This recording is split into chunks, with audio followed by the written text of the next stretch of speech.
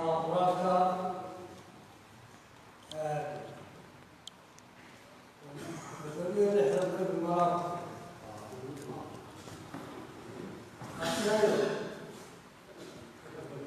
علامات الديار ومعك كانوا كبدتي وبها قاعد شيء ديار دور شقة ويلات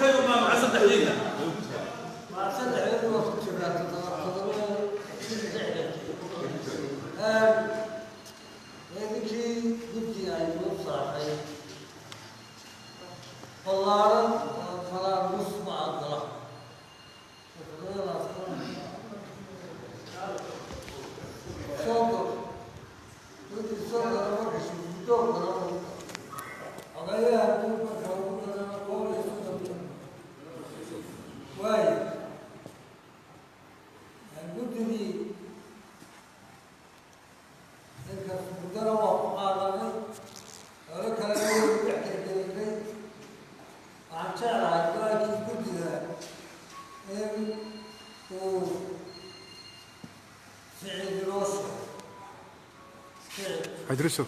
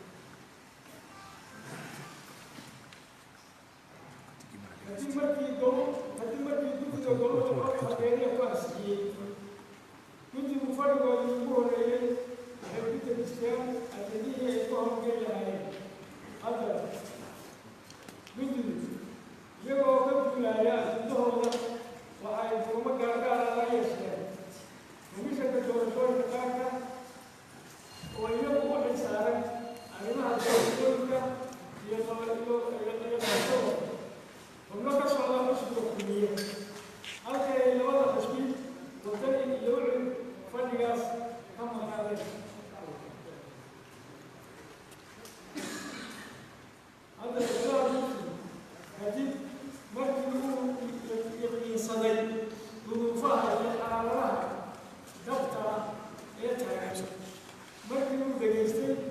warbixinihii komishanka gaarka iyo xisbiga kulmiye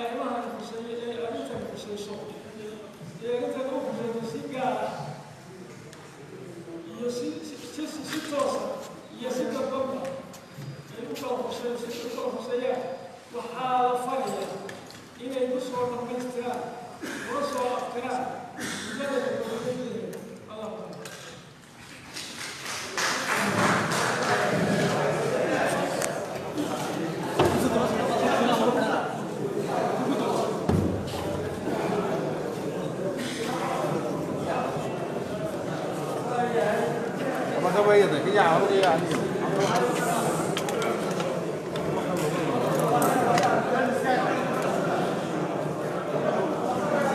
Ở đây là bằng camera liều. Đấy rồi.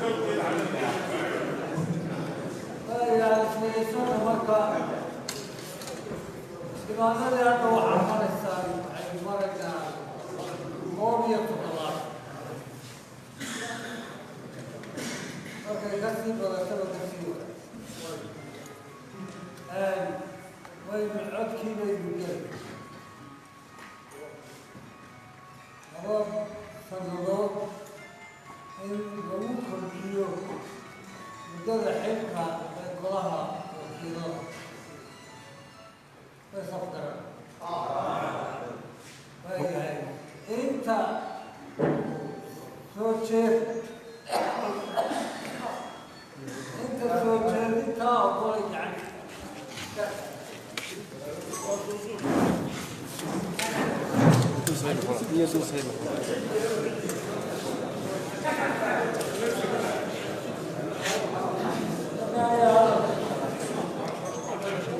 تبصر بحول عليا هذا تجيب انت جدا انت جدا يا خام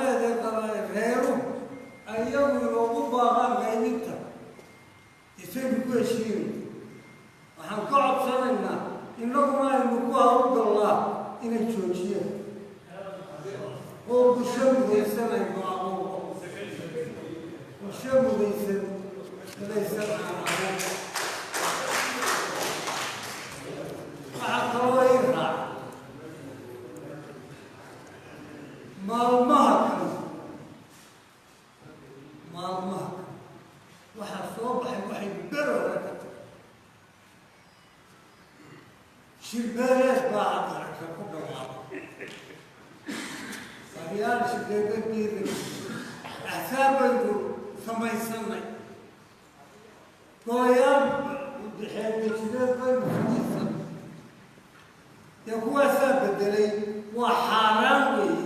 ka soo qaadaana waa dembiil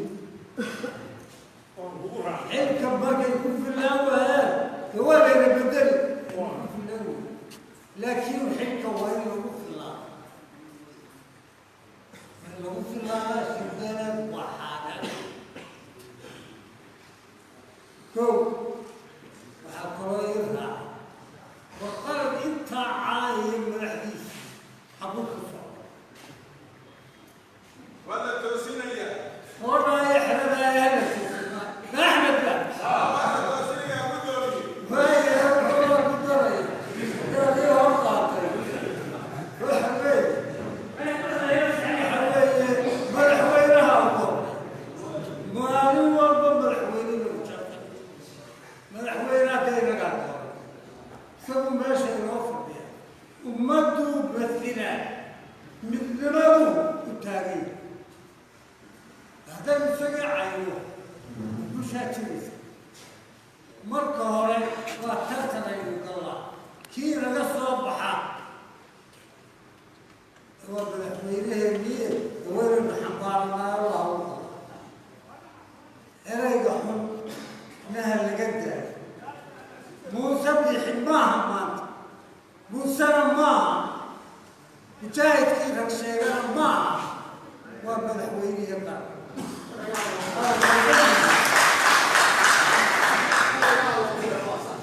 مدي سهاوس ثم لما الحلوة خرج ومن مري وهذا يدوي ما راح كلامه مدحوينها بقول ما هو كان الله راعي امره وصير مدحوينها وما رمضان قال انه مدحنا ورب المدح ورنا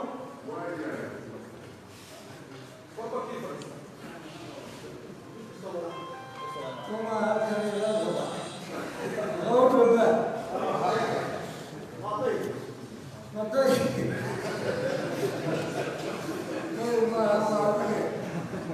markaa waxay ilaahay ka badan in aynu bulsho yar oo kooban oo dhan wax u wada wadaa oo horumar tiigsanaysa oo midnimadeeda adkaysanaysa ilaahay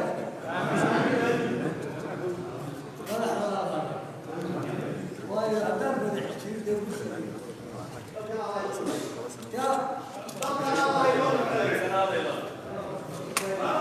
dalka iyo diintaba waa dalka iyo diintaba waa reerkii hore diintana kuma xooganayn laakiin diintiina dadkii waa wada haystaa haddana ilaalintooda iyadoo inay raxkamayso doonin وهو حب الدين تاني يوم أخبر يوم أنكون بخارج تبعات تنام شوفوا قبل الله يوفق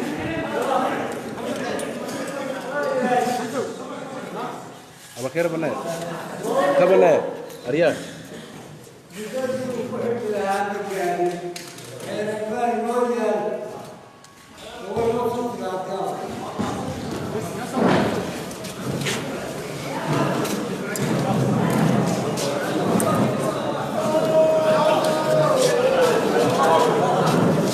عمر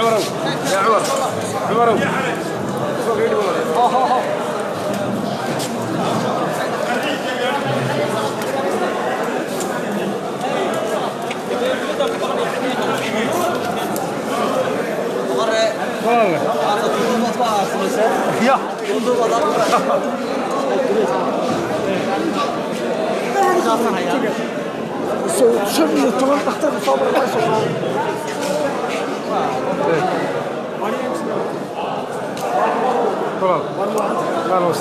صورين ما الحمد لله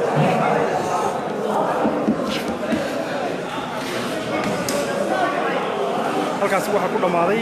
muddo kordhintii loo sameynayay mudanayaasha golaha wakiilada Somaliland oo golaha guurta Somaliland ay maanta ugu dareen muddo 2 sano ah fadhigan asixiyay muddo kordhintaasi waxaa ka soo xaadiray 70 xildhibaan waxaa muddo kordhinta 2 sano u codeeyay 70 xildhibaan guddoomiyaha sidaas ayuu asax ku noqday 2 sano ayaa loogu daray mudanayaasha golaha wakiilada oo ay muddo xileedkooda sii hay doonaan insha Allah fadhigina halkaasi ayuu ku gabagaboobay